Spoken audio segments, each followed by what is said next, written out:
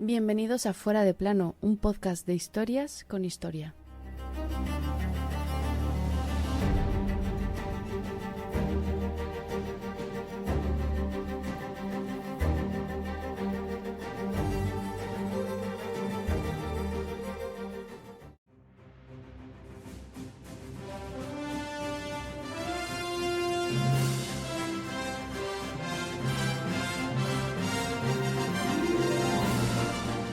Un hueso de ciervo que pasaba por ser el brazo de San Antonio, una esponja que se adoraba como si fuese el cerebro de San Pedro, e incluso las huellas de las nalgas de Jesús.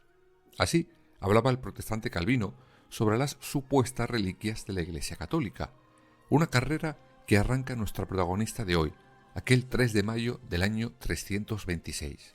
Ella era Helena de Constantinopla, que pasó a la historia por dos cosas: ser la madre del emperador Constantino el Grande y la precursora de Indiana Jones. Sí, porque todo lo que había que encontrar, ella lo encontraba.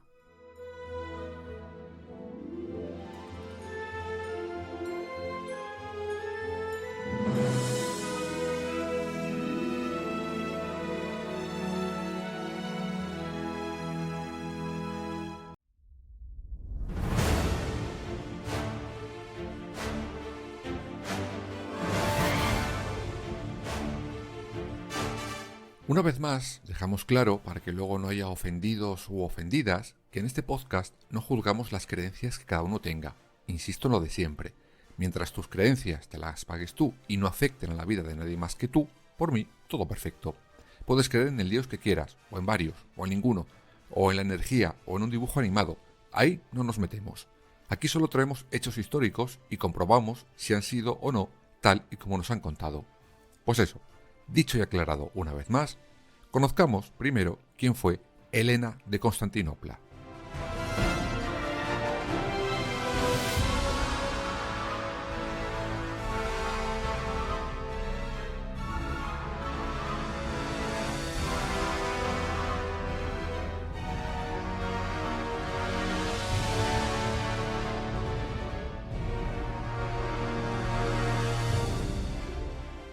Pues bien, Helena de Constantinopla nace en un lugar llamado Drépano, en Turquía, lugar que luego, por cierto, su hijo, el emperador, cambiará de nombre por el de Helenópolis, en honor a su madre.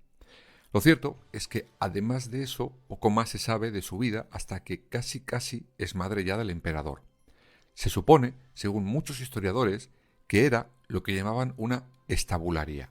Esto quería decir que podría ser camarera de una taberna o incluso prostituta. Pero a ciencia cierta, insisto, datos no hay. Lo que sí está claro es que en el año 272 conocerá al emperador Constancio I. En principio, parece que Helena fue solo su concubina, ya que por una ley romana a los nobles les estaba prohibido casarse con alguien de una categoría social inferior. A pesar de eso, Helena y Constancio se casan y tendrán al futuro emperador Constantino I el Grande, aunque el matrimonio a Helena la duró de poco a nada.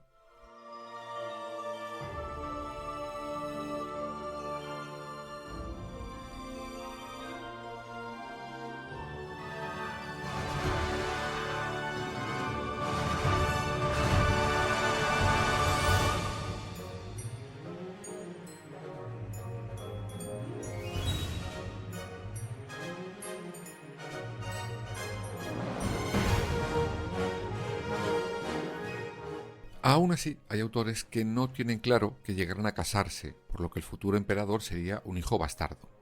Sea como fuere, en el año 293, Constancio repudia a Helena para casarse con Teodora, la hija de Maximiano, emperador de Occidente.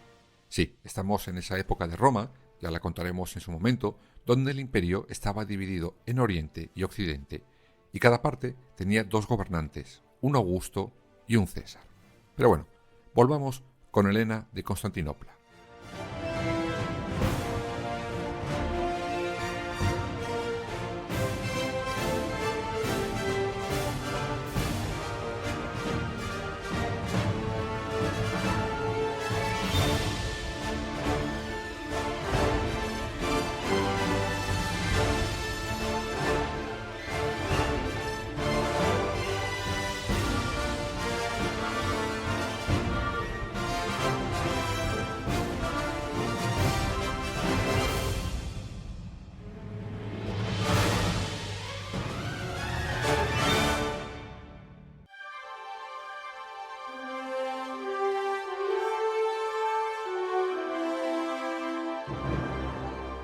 Desde que su marido la repudia, Helena desaparece de los textos históricos. Solo vuelve a aparecer cuando su hijo, Constantino I, asciende al poder.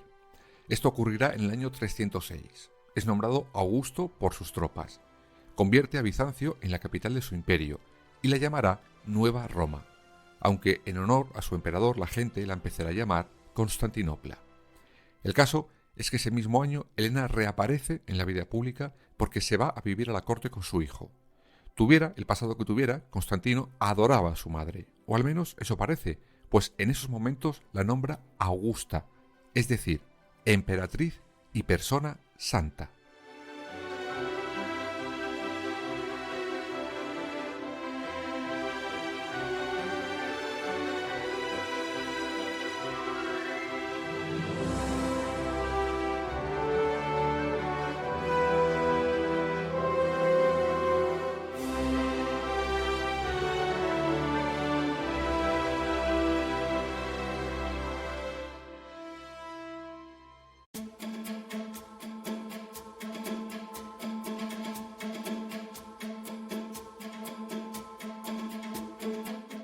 De todas formas, si por algo es conocido el hijo de nuestra protagonista de hoy, es porque abrió la mano con el cristianismo.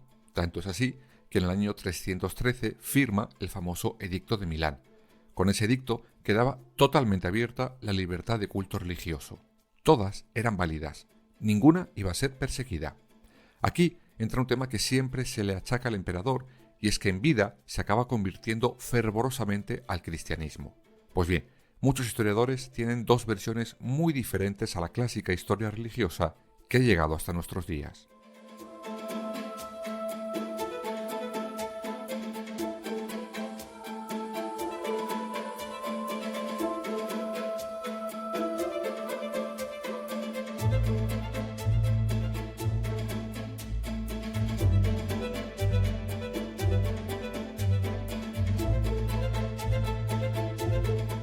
Según algunos autores, Constantino solo se convirtió al cristianismo en su lecho de muerte, quizás pensando, oye, a ver si esto de la vida eterna va a ser verdad y me la voy a perder por una tontería.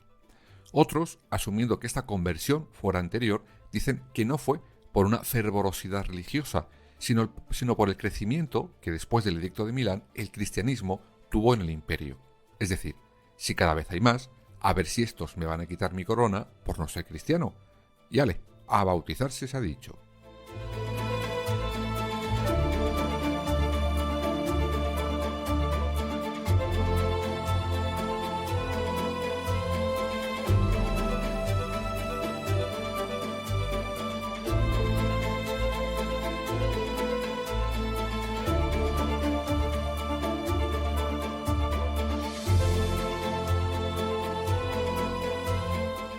Otro momento clave de toda esta historia es el año 325.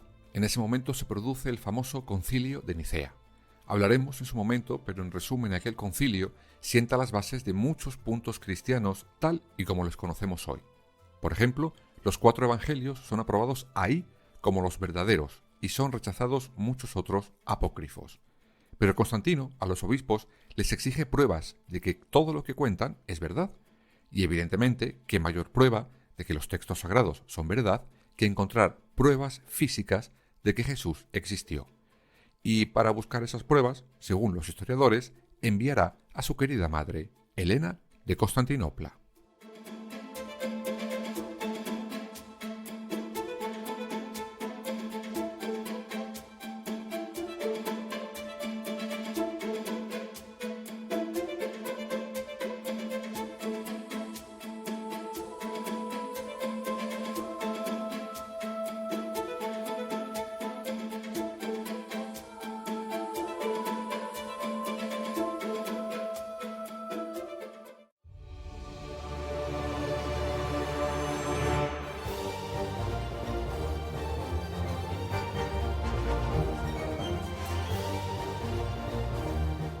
Bueno, para buscar pruebas físicas y para otras cosas. Se cree claro, por los expertos, que Helena sí fue cristiana devota desde su nacimiento.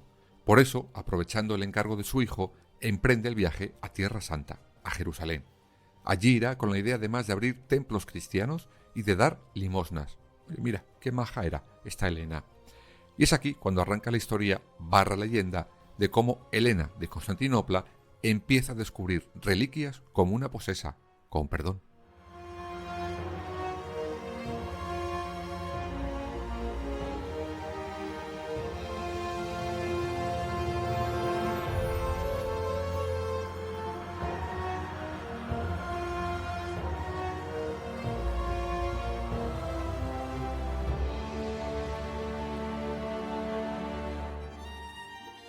Se supone que mientras viaja a Jerusalén interroga a los obispos para conocer el lugar exacto donde Jesús es crucificado y empieza a excavar y a buscar y vuelve a excavar y vuelve a buscar, pero nada, no encuentra rastro de nada.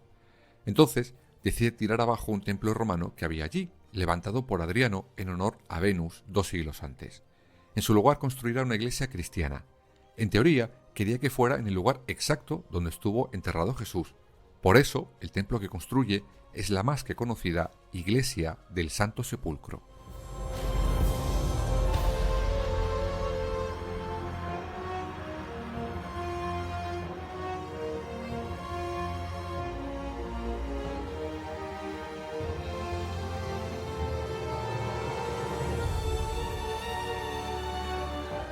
De todas formas, ya hemos dicho, no había ido solo a eso. Había ido con un encargo que era incapaz de cumplir. Cansada, decide volverse a su casa. Pero oye, justo en ese momento la suerte le sonríe y le informan que por arte de magia acaban de aparecer 3 cruces. Sí, no una ni 2, no, 3 cruces.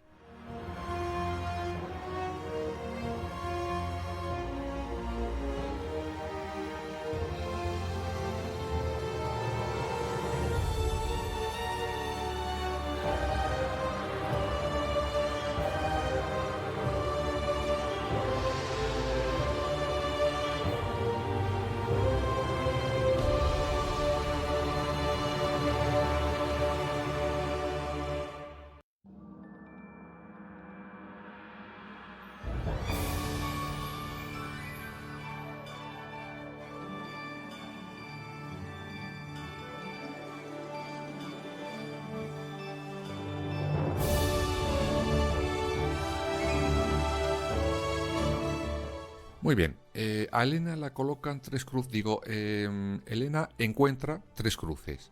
Pero, ¿cómo comprobar que esas 3 cruces son las 3 que todos conocemos? La de Jesús, la del buen ladrón y la del mal ladrón.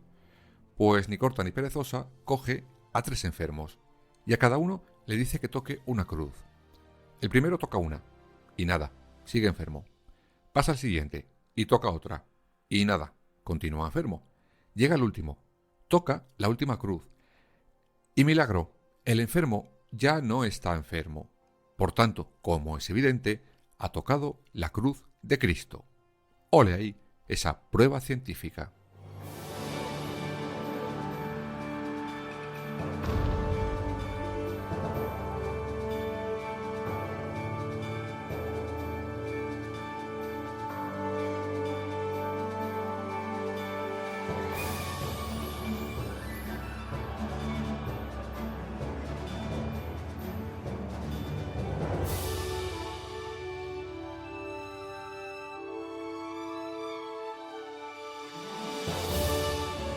Pero no será el último descubrimiento que Helena de Constantinopla haga en su vida. Ya lo contaremos cuando toque, pero por algo os decía al principio que perfectamente Steven Spielberg la podía haber usado como inspiración para Indiana Jones, pues todo lo que se podía encontrar, lo encontraba siempre ella. Helena morirá con 80 años y será elevada a los altares como santa por sus grandes descubrimientos y por ser piadosa y devota. Además, pasó de ser buscadora de reliquias a ser una en sí misma. Me explico. Está enterrada en la Basílica de la Vía Lavicana en Roma. Su sarcófago está en el Museo Pío Clementino del Vaticano. Su cráneo en la Catedral de Treveris, en Alemania. Y hay otras reliquias varias suyas en varias iglesias romanas y francesas.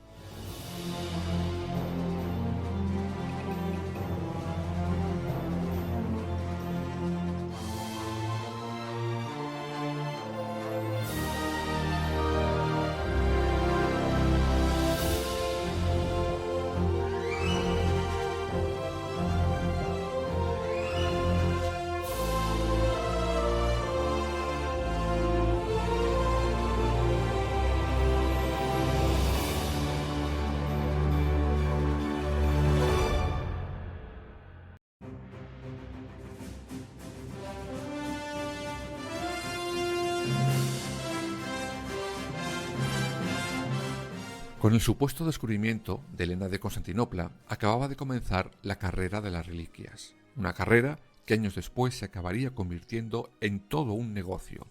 Al principio, como es evidente, las que más tirón tenían eran las que hacían referencia a algo de Jesús o de la Virgen, o al menos de los apóstoles más importantes.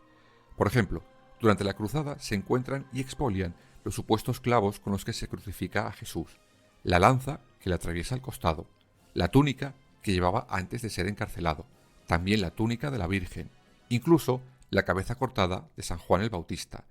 Trozos de piel, de pelo, de uñas, de dientes, cualquier cosa valía. Y cuando las reliquias más santas empezaron a escasear, les empezaron a valer las de obispos, papas, monjas o reyes. Cualquier cosa que se pudiera vender como reliquia, valía.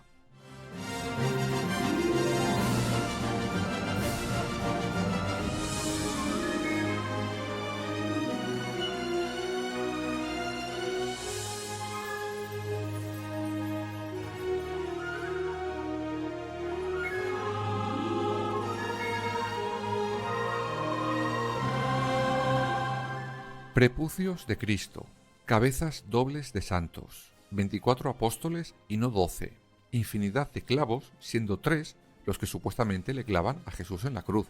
Y claro está, la gran cruz, la que Helena de Constantinopla descubre, que si juntáramos todos los trozos de supuesta cruz de Cristo, podríamos tener multitud de ellas.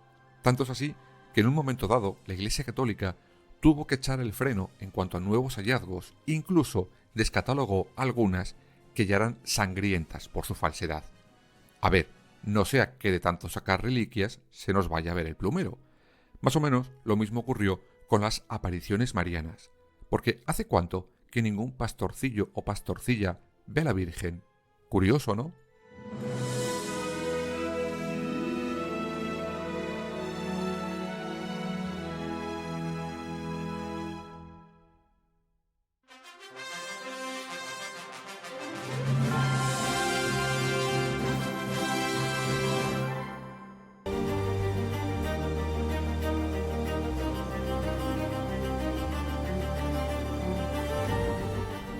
Fuera de plano. Suscríbete en las principales plataformas y síguenos en nuestras redes sociales, Instagram, Twitter y Facebook. Fuera _de plano.